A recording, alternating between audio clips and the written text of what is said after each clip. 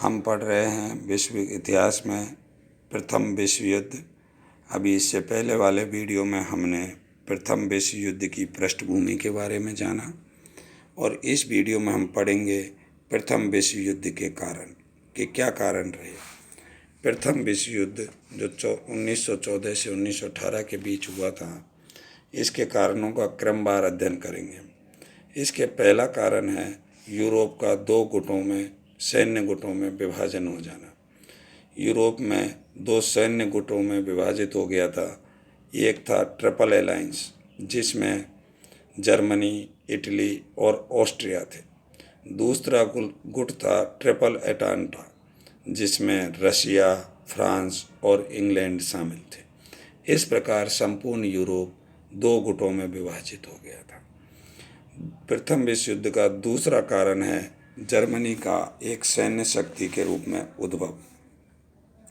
Germany लौह एवं रक्त की नीति का उत्पादन होने के कारण उसका अस्तित्व उसकी सैन्य क्षमता से ही था।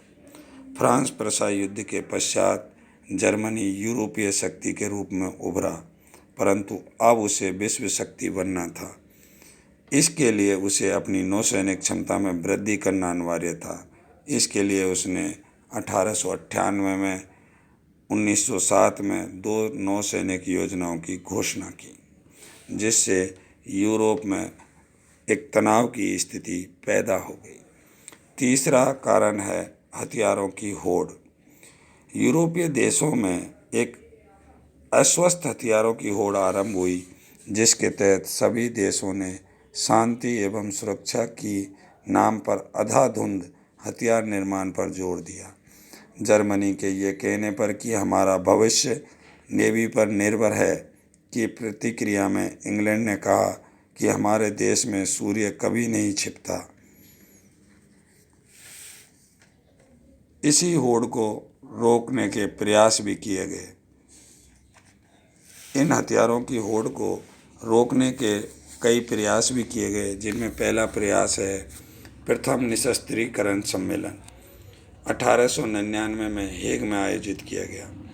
जर्मनी के द्वारा 1898 में नौसैनिक योजना की घोषणा के पश्चात 1899 में अमेरिका सहित 29 राज्यों ने प्रथम निशस्त्रीकरण सम्मेलन 1899 में हेग में भाग लिया। जर्मनी ने हथियारों की कटौती करने से इनकार कर दिया।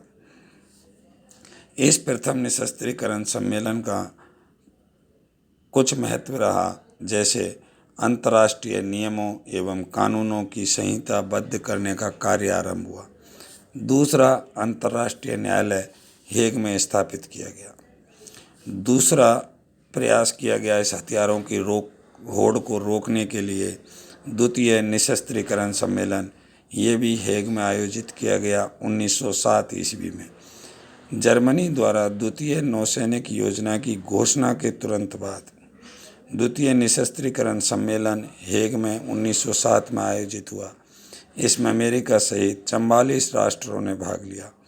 इस सम्मेलन के द्वारा भी निशस्त्रीकरण में मदद नहीं मिली।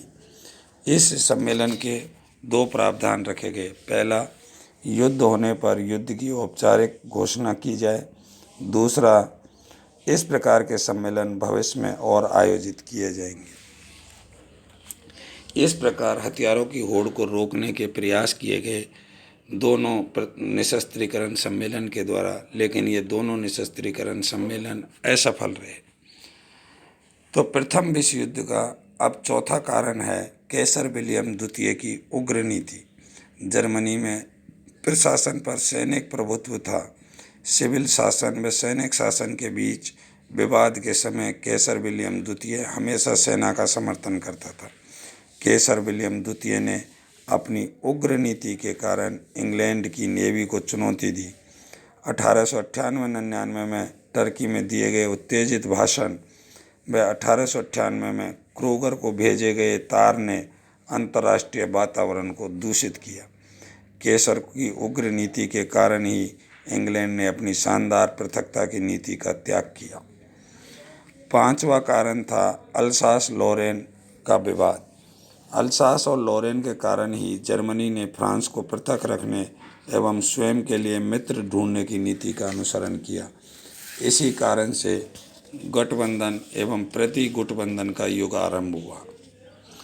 छठा कारण रहा बाल्कन की समस्या।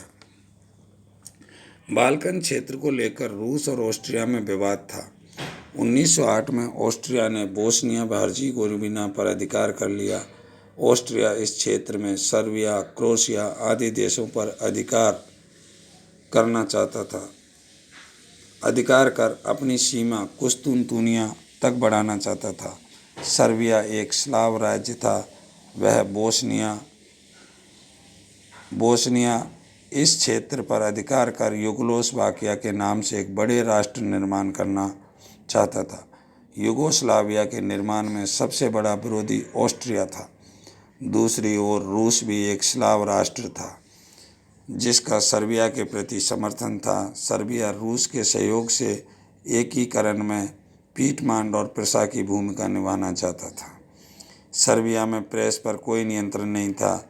यहाँ ऑस्ट्रिया विरोधी भावना भड़काने का प्रयास प्रेस के माध्यम से किया गया। सर्बिया में कई आतंकवादी गुट स्थापित हुए जिनका उद्देश्य ऑस्ट्रिया में उच्च अधिकारियों की हत्या करना था।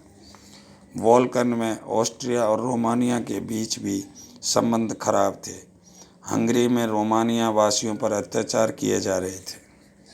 बाल्कन को लेकर जर्मन और रूस के बीच भी संबंध खराब थे। जर्मनी को बर्लिन बगदाद रेल लाइन निर्माण का ठेका मिल गया था। इससे टर्की में जर्मनी का प्रभाव बढ़ा। इसका रूस ने विरोध किया।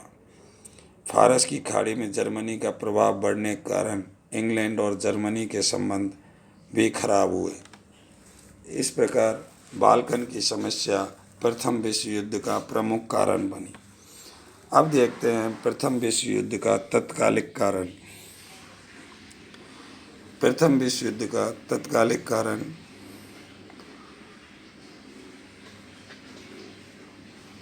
5-6 जुलाई 1914 के दिन जर्मनी में ऑस्ट्रिया का राजदूत पोट्सडम नामक स्थान पर कैसर विलियम द्वितीय से मिला और सर्बिया के विरुद्ध सहयोग मांगा। कैसर विलियम द्वितीय ऑस्ट्रिया के राजकुमार का व्यक्तिगत मित्र था तथा वह द्विगुट संधि के अपने मित्र को नीचा नहीं दिखा सकता था। इसलिए जर्मनी ने ऑस्ट्रिया की खुली छूट कर दी। 18 जुलाई 1914 के दिन रूस ने घोषणा की कि रूस ऑस्ट्रिया के सर्बिया आक्रमण को कोई कीमत पर बर्दाश्त नहीं करेगा। 23 जुलाई 1914 को ऑस्ट्रिया ने 10 मांगों का एक प्रस्ताव सर्बिया को भेजा। इन मांगों को मानने के लिए सर्बिया की 48 घंटे का अल्टीमेटम दिया।